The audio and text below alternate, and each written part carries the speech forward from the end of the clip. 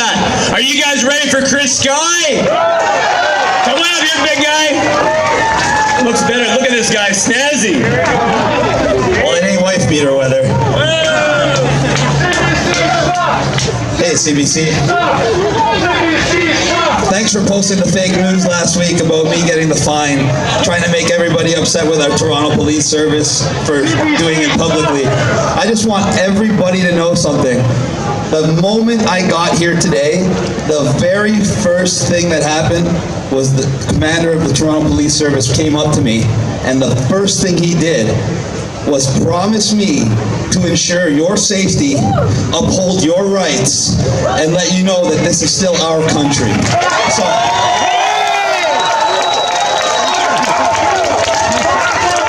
before I go any further, I want everybody to look around at the police around us. Everybody, take a good look. Look at these men, look at these women, standing up for you, standing up for your freedom, connecting with the community. I want you to give them the biggest round of applause you can give them right now. Back the blue! Back the blue! Back the blue! Back the blue! Contrary to what our government would have you believe, our police do not need to be defunded. They do not need re-education. They don't need any of that. If our government truly had the best interests of the people, their police service, and the communities at heart, they would be raising up their salaries and taking off their masks. Trying to use the Toronto Police as an example for us to follow is a great idea, but not when they're wearing the masks and not when it's about compliance in defiance of unethical orders. We need to get past this, and what we're seeing right now, what we're seeing right here between us, between the police, is what I've been talking about. It's that truth, it's that positivity, it's that unified non-compliance. That's what we need to win this. The next step is coming. You saw the restrictions got a little bit tighter this week, and next week they're going to get a little bit tighter and a little bit tighter until once again they've locked us down. This time, people are aware. This time, people are not afraid. This time, we need to unite our churches, our other institutions, with our business owners, and they need to come together in one voice and say, we will not close. This is our country. We have the freedom to work. We have the freedom to worship. We have the freedom to pursue our livelihoods. We have churches signing declarations that they will not close. We have bar owners banding together in defiance. We need to bring these people together under one banner. And that's why I'm here today. I'm going to talk to you about one of my initiatives that I started way back in April. It's called Back to Work. It's my nonprofit organization. And we saw the lockdown coming. We knew it was going to kill jobs. Just so you know, our country had 1.15 million small businesses at the start of 2020, representing 97% of all the businesses in Canada and over 70% of our jobs and the backbone of our economy and our middle class.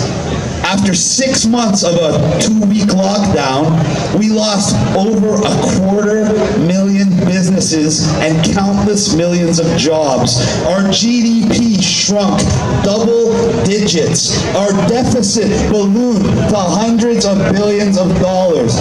But as soon as they started opening again, people got lulled back into compliance, thinking it was all over. No.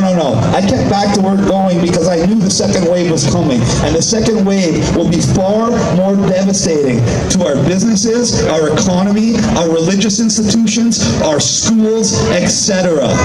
So what does Back to Work do? We unite the people together under one banner. We have a network. We have lawyers. We have a legal fund. I am going to give each and every one of you my personal cell phone number right now.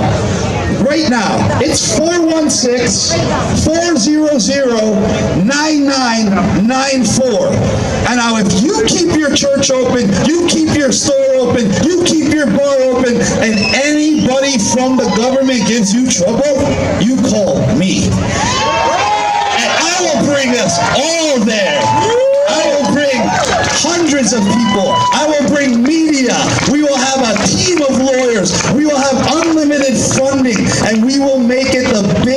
circus they have ever seen, and they will rue the day that they mess with that business. That's what united non-compliance is. Just like we're here at a protest.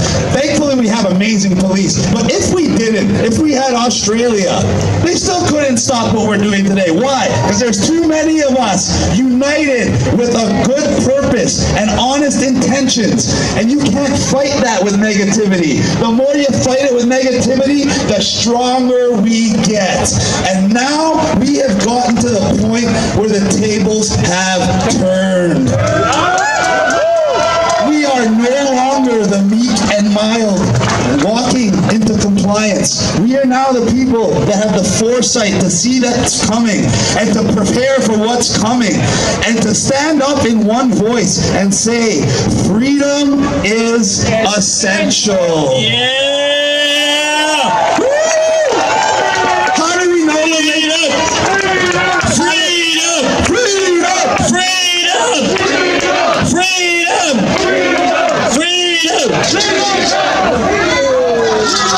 Our elected officials are running scared.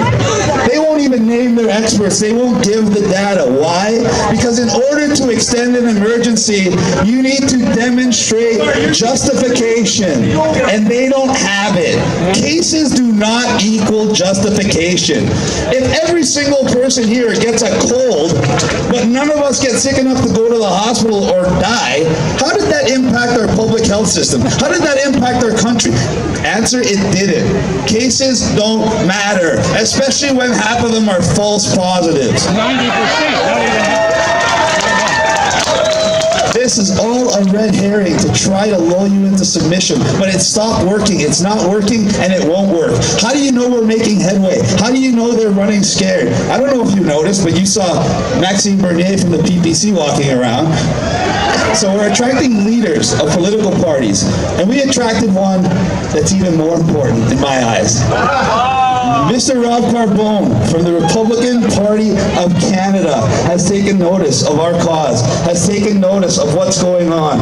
And like me, he is for freedom. Like me, he is for getting people back to work. And like me, he knows that the way forward is one voice, united, saying no to this tyranny, no to unethical orders, and no to their new normal. Ladies and gentlemen, don't get mad. Don't show despair. That's what their propaganda is all about. Fear, lies, despair. They want the people to be against each other. They want us yelling at the mask wearers. They want the mask wearers yelling at us. No. Show them compassion. Show them love. Show them respect. It's that simple. When you have the mindset of positivity, they can't fight you. How do they fight you? How do they fight what we're doing here? Why can't they stop it? It's been going on for weeks and weeks and weeks, and it's only growing. There's a reason for that. It's because we're on the side of good. Our intentions are pure and genuine. And that's why we are going to win. That's why we can't be stopped. But we must remain vigilant. For evil to succeed, all it takes is for good people to do nothing. Well, I consider myself a good person, so the last thing I'm going to do is nothing, and I hope all of you feel the same way. Thank you very much. Thank you, Chris Sky. Ouch. Oh, we're dropping the mic already. So early. Night drop.